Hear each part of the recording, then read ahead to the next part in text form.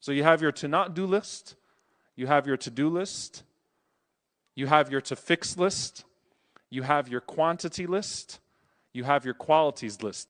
Your to not do list is more important than your to do list in the sight of Allah subhanahu wa ta'ala.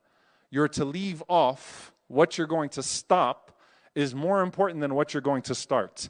Because you are meant to go back to Allah subhanahu wa ta'ala. Your fitrah, your natural inclination is to go back to Allah subhanahu wa ta'ala. Jannah is your destination on the GPS so long as you don't take a wrong turn. So your to not do list is more important than your to do list. So I'm challenging each of you to first and foremost have a to not do list for Ramadan. And then make your to do list. Then after your to do list, make your to fix list. And those are the relationships, those strained relationships that you need to fix. Make your list from now. What are the quantifiable, consistent deeds that I will do after Ramadan?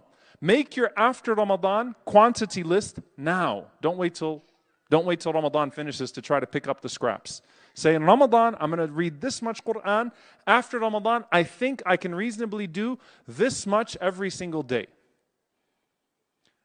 In Ramadan, after Ramadan, I'm going to try to pick up my Qiyamul Layl. I think I can pray witr every night, inshaAllah ta'ala. I think, knowing myself, I can do witr every night.